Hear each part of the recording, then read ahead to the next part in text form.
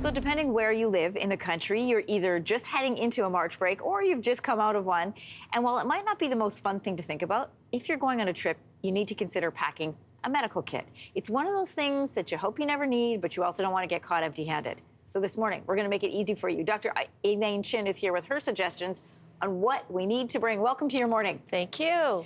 You've identified really three common health issues that could pop up while we're away from home. What are they? So the first one is skin issues. The second one we want to talk about is traveler's diarrhea, otherwise known as food poisoning. Yes. And the third one is dehydration, which is very common. Okay, well, let's start out with skin issues. Okay, so the first thing I want to call out is don't get sunburned, because we know that the more you do it, the higher the increase of skin cancer. So sunblocks, I want everybody to know that when you go stare at the whole bunch of them, you have these numbers, 15, 30, 100. What does that mean? It does not mean that if you have a 15, you can sit in the sun for 15 more hours. All it means is that it blocks the sun rays by 93%. And a 30 blocks almost at 97, so you're almost there. So 100 may not be necessary, an SPF 100. Okay, we have very varying skin tones in our family, but the reminder always is everybody needs the block. Yeah. Hydrocortisone cream? Yeah, so bites. Somehow mosquitoes like me, so do spiders, and I blow up. Yeah, so I always have hydrocortisone so that it just stops itching, it starts being red and awful. So now then when you scratch it, or when you fall or you have a cut, it's always good to carry some topical antibiotics around. So sunblock, hydrocortisone cream, and then topical antibiotics. That's right.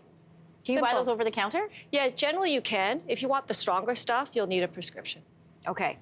Upset stomach on vacation. This is never fun for anybody, particularly because you're all sharing a hotel room.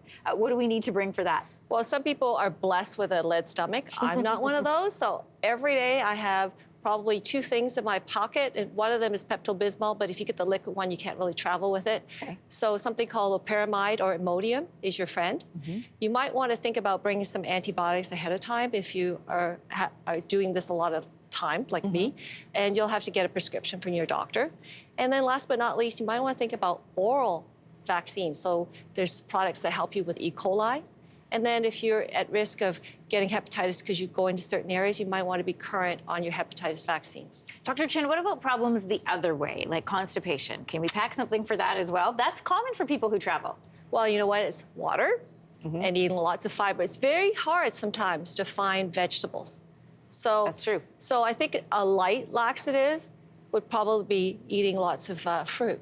Okay, that's a good one. Yes. Avoiding dehydration, it seems to be very straightforward. Drink lots of water. But you recommend packing tablets just in case. Yes, because I've been there as a mom, So it's easy to carry water. But then you carry water and one of those hydration drinks, and then it's got blue.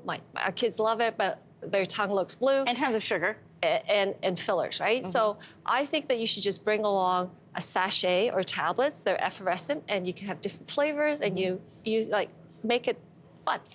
Good for families, but also good if you're planning a vacation where you think you're going to be doing a lot of drinking. Pack those along as well. Help yourself with that. All right, that's the other half of it, right? Okay. Yeah. Finally, you have some tips on when do we know it's time to actually go and seek medical help, especially when you're away on vacation? So there's 3 things we want to look at. Infection. I think by this time we know when you have a high fever and you have chills and the Tylenol is not working that you're carrying with you, or you're just constantly throwing up, having diarrhea, get help.